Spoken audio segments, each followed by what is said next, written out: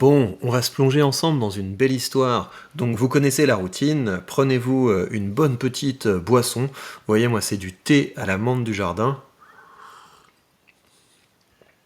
Installez-vous confortablement, on va se mettre bien. Si mes enfants ne font pas une trop grosse crise, j'ai réussi à en coucher un sur les deux et j'ai laissé à ma femme le soin de coucher l'autre. C'est possible que ça fasse un petit peu de boucan ici ou là. On est encore un petit peu chaotique pour ce qui est du coucher.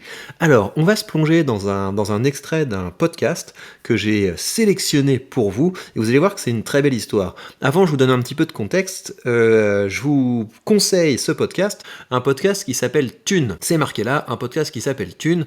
Les deux autrices de ce podcast donc, font des interviews et c'est un podcast qu'elles présentent comme un podcast intime sur l'argent. Donc vous avez des histoires de gens, certains qui sont très riches, certains qui sont devenus très riches, d'autres qui sont devenus très pauvres, d'autres qui vivent avec rien, d'autres qui essaient de vivre sans argent. Enfin voilà, c'est un podcast de témoignages de gens qui ont un rapport fort à l'argent, de gens qui ont vécu des choses, des histoires incroyables liées à l'argent.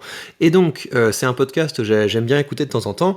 C'est pas toujours lié à l'investissement, hein. C'est vraiment un podcast que j'écoute pour me détendre parce que le sujet m'intéresse. J'aime bien qu'on me raconte des histoires, moi. Il y a souvent des histoires qui sont assez intéressantes. Vous irez voir de toute façon les épisodes de ce podcast. Ce que je voudrais vous montrer, cette fois, c'est l'histoire d'un jeune informaticien. Enfin, je sais pas s'il était si jeune à l'époque, on va dire en tout cas d'un informaticien qui a fait deux trades dans sa vie, et qui est devenu multimillionnaire. Et donc c'est super intéressant, on va écouter ça. Après je vous dirai ce que je pense de sa manière d'investir, je vous dirai ce qu'il faut retenir de tout ça, mais voilà, c'était un informaticien. Quand il était jeune, il avait créé l'ancêtre du MP3, l'ancêtre d'un logiciel pour pouvoir compresser de la musique, et tout le monde autour de lui disait mais ça sert à rien ton truc, pourquoi est-ce que des gens voudraient compresser de la musique et la stocker sur un disque dur, c'est ridicule. Il a écouté les autres et un peu plus tard il a vu que Winamp, c'était exactement le programme auquel il avait pensé était sorti et qu'il a été acheté je crois par AOL pour 100 millions. Et à partir de ce moment-là il s'est dit ok, quand le grand public dit quelque chose est nul, il faut peut-être que j'écoute mon intuition, et vous allez voir que c'est ce qu'il a fait. Mais je vais maintenant le laisser vous présenter la manière dont il a fait son trade et après je vous dirai ce que je pense de sa manière d'investir. C'est parti. Des fois tu devrais t'écouter. Du coup, quand l'iPhone est sorti, j'entendais les voix de gens qui disaient « Ah, ça n'a pas marché, il n'y a pas de clavier ». Je me suis dit « Oh putain, cette fois, je vais miser dessus et on verra bien ». Quand j'ai commencé à monter ma boîte, j'ai quitté le labo et je me suis retrouvé au chômage à la fin de ma bourse de thèse, et j'avais donc la possibilité de demander mon chômage tout en 2 fois. Ça s'appelait l'ACRE, aide à la création d'entreprise. Et j'avais quelque chose comme 21 000 euros de chômage à toucher. Et ça m'a fait donc en gros 2 chèques de 10 000 euros. J'en ai gardé un premier pour m'acheter des pâtes et manger comme à mon habitude sur pas grand chose pour monter ma boîte. Et j'ai mis exactement 10 000 euros tout rond dans 100% d'actions Apple à cette époque-là. Voilà. C'était en 2008, en 2012 ou 13, je crois, 4 ou 5 ans après, ces actions valaient 100 à 150 000 dollars. Et il s'est pas arrêté là, le gars, c'est ça qui est rigolo. Alors, vous irez écouter la suite, hein, c'est super intéressant. Ça, c'est la courbe de l'action Apple. Donc, ça veut dire qu'il a acheté, il a dit qu'il avait acheté en 2008, il a acheté dans ces eaux-là, donc il a acheté les actions Apple entre 3 et 5 dollars. C'est complètement fou. C'est complètement fou. Et après, vous imaginez, gling, gling, gling, gling, gling, gling, vous imaginez les 10 000 euros, ce que ça devient en 2013. Imaginez maintenant s'il avait laissé ces 10 000 euros courir, mais en fait, il a fait quelque chose qui était assez rigolo. C'est un pari complètement fou qu'il a fait. Je pense que dans cette zone-là, il a vendu ses actions et il a mis tout l'argent dans Tesla. Il a fait all-in sur Tesla. Complètement fou. Et donc exactement pour la même raison, c'est que quand Tesla a commencé à dire qu'il voulait créer une voiture électrique, tout le monde disait ça marchera pas, c'est nul, c'est une technologie ça va être beaucoup trop cher, ce sera impossible, ça aura pas d'autonomie, etc.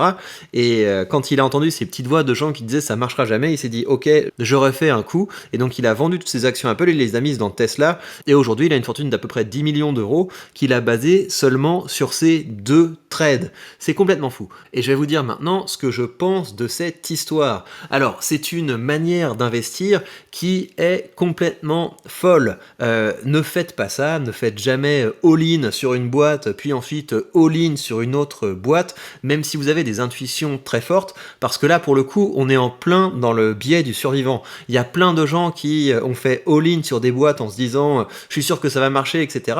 Mais le nombre de gens pour qui ça a marché, on peut les compter sur les doigts d'une main, quoi. C'est très rare d'être capable en faisant all-in sur un truc, de devenir extrêmement riche. C'est très rare que ça se passe bien. Donc évidemment que ce sont des histoires qui font rêver. On espère tous que dans notre portefeuille, il va y avoir des boîtes qui vont faire x100, x200, etc. Il y a des gens également qui ont dans leur stratégie d'investissement de mettre une petite partie de leur argent pour faire de la spéculation, pour sélectionner des petites boîtes prometteuses, et en espérant que un de leurs paris va réussir. Mais si vous voulez, c'est vraiment comme jouer au loto. C'est vraiment comme jouer au loto d'investir comme ça. Donc ce sont des histoires qui font rêver, ce sont des histoires qui motivent, que j'aime beaucoup écouter, mais je ne pense pas que ce soit un bon modèle pour baser une stratégie d'investissement. La méthode d'investissement qu'il a utilisée, c'est une méthode d'investissement casino, et c'est très bien que ça ait marché pour lui, hein. Il a eu de très bonnes intuitions, et donc je pense qu'il vaut mieux voir la bourse, non pas comme un casino qui permet à une petite minorité de chanceux de s'enrichir, mais le voir plutôt comme quelque chose, quand on investit sur le long terme, quand on fait des efforts pour gagner de l'argent, pour épargner, pour investir, ça peut permettre à beaucoup de gens, parce que vous le savez que la quasi-totalité des gens qui investissent sur le long terme gagnent de l'argent. On est aux alentours, je crois, de 95 ou 96% des investisseurs de long terme qui gagnent de l'argent, et quand on arrive à des choses du type 20 ans investis ou 30 ans investis, c'est presque 100% des gens qui gagnent de l'argent sur le long terme.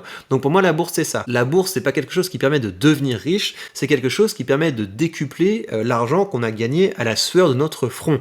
En tout cas, c'est comme ça que j'investis. Et donc la stratégie que j'utilise, et je préconise rien parce que je suis pas conseiller, mais en tout cas, je pense qu'une stratégie sage, c'est d'être bien diversifié, c'est d'investir régulièrement, d'investir sur le long terme, et d'écouter ces histoires parce qu'elles motivent, parce qu'elles font plaisir, parce que moi, je me réjouis toujours quand j'entends l'histoire de quelqu'un qui, partant de pas grand chose, est capable de s'enrichir énormément. Je trouve que c'est tout à fait agréable de savoir que ça existe, mais c'est pas ce qui va se produire pour la majorité des gens. Mais la majorité des gens peut devenir riche, peut devenir plus riche avec une stratégie d'investissement raisonnable. Alors vous savez que moi, c'est ce que j'essaie de montrer sur cette chaîne, c'est pour ça que je vous montre mon portefeuille jour après jour, semaine après semaine, et vous voyez qu'en ce moment mon portefeuille a fière allure, on a dépassé les 10% de plus-value, donc c'est quand même très intéressant pour un portefeuille qui a en gros 6 mois, et j'espère qu'un maximum d'entre vous sont inspirés par cette aventure, par toutes ces choses que je partage avec vous. J'espère qu'un maximum d'entre vous s'y mettent, commencent à voir les fruits de leurs investissements,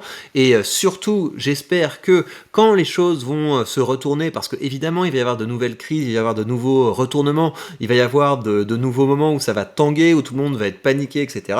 Vous deviendrez riche si vous êtes capable de garder du tempérament dans ces moments-là. Alors moi, quand toutes les positions de mon portefeuille sont passées dans le vert, je suis un petit peu gêné pour investir, parce que j'ai quand même cette tendance, moi, à vouloir acheter des choses qui sont en solde. Je dois me forcer de renforcer mes positions gagnantes, mais ce que j'aime bien faire dans un marché comme ça pour pouvoir rester en ligne avec ma stratégie, c'est d'ouvrir ou de renforcer des positions qui ont un bon rendement. Et c'est pour ça qu'aujourd'hui, j'ai fait un petit achat. Je me suis acheté une part de Stag Industrial, qui est une foncière qui investit dans des grands entrepôts industriels. Donc par exemple, ils ont comme client Amazon, vous voyez, ils ont des grands entrepôts, ils ont des grandes plateformes logistiques qu'ils louent à des grandes entreprises. Donc c'est un business model qui est intéressant. Bien sûr, c'est un business model qui est intimement lié à l'état de santé de l'économie, mais si cette entreprise tangue, je serais content de renforcer ma position, et en attendant, je l'achète avec un rendement qui est aux alentours de 4,3%, et l'autre intérêt de cette entreprise, c'est qu'elle verse ses dividendes tous les mois, comme par exemple Realty Income